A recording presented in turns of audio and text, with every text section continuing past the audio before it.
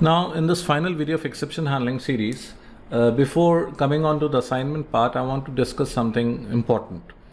Now, हमने ये एक example देखा था try with multiple catch का. We have already seen this example 3, try with multiple catch. अब मैंने इस example में क्या किया? What exactly I've done? I have added multiple catch blocks, है ना? भाई मैंने क्या बोला? Throwable. मैं यहाँ पे और भी बहुत सारे catch block को क्या कर रहा हूँ? ऐड कर रहा हूँ.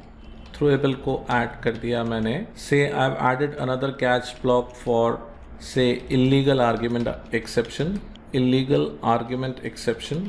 आई have added another catch block for index out of bound exception. So मैंने और भी बहुत सारे यहाँ पे कैच ब्लॉक को क्या कर दिया है? ऐड कर दिया है.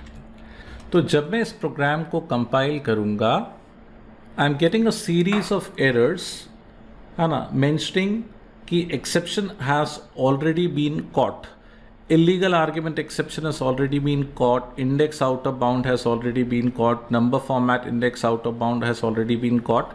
So ये ऐसे क्यों आ रहा है? ठीक है, इम्पॉर्टेंट पॉइंट ये है क्योंकि अब हमने एक्सेप्शन हैंडलिंग की थ्योरी या आयर की पढ़ ली है ना. प्रीवियस टाइम जब मैंने एग्जाम्पल डिस्कस किया था हमने आयर की नहीं पढ़ी थी, लेकिन अब हमने अभी आयर की पढ़ ली है.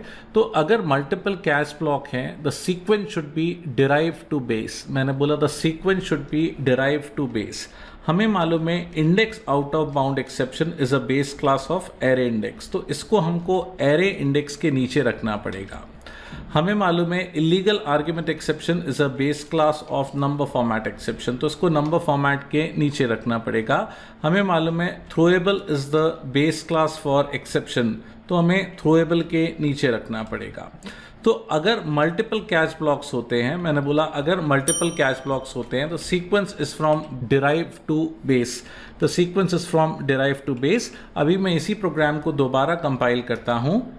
ये प्रोग्राम कंपाइल हो गया. तो ये ज़रूर ध्यान दें कि मल्टीपल कैच ब्लॉक में सीक्वेंस डिराइव टू बेस होना चाहिए, और उसको पता करने का केवल एक ही तरीका है, आपको एयर की याद करनी पड़ेगी.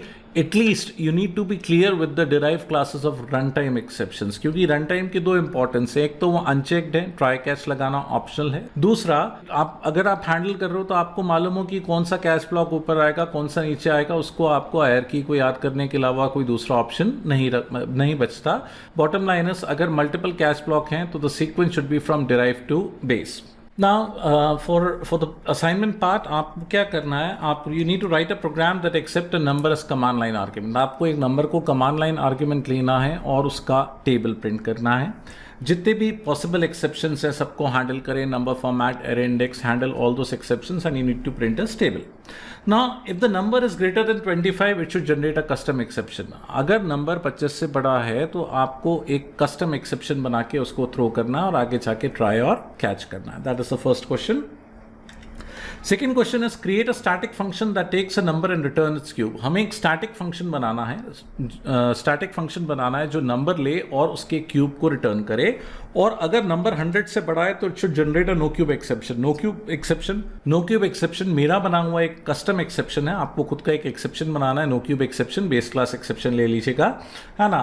नंबर एक स्टैटिक फंक्शन बनाएंगे जो नंबर ले और उसका क्यूब रिटर्न करे, और उसी स्टैटिक फंक्शन के अंदर आप लिखोगे कि अगर नंबर 25 से बड़ा है, नंबर 100 से बड़ा है तो थ्रो नो क्यूब एक्सेप्शन. और मेन फंक्शन में आपको इस स्टैटिक फंक्शन को कॉल करना है और पॉसिबल जितने भी एक्सेप्शंस हो सकते हैं उनको हैंडल करना है ट्राई और कैच लगा के. आप इन्हीं दो एग्जांपल्स को रीराइट करें. इस बार मल्टीपल कैच की जगह फाइनली ट्राई करें, है ना. आपको दोनों यूज़ करना आना चाहिए, कैच एंड फाइनली. अगर कोई भी असाइनमेंट में प्रॉब्लम है, you can WhatsApp me, you can mail me out. I am sharing my email ID and WhatsApp number in the description. So any queries, you're most welcome. Big thanks to all of you for watching this series on exception handling in Java.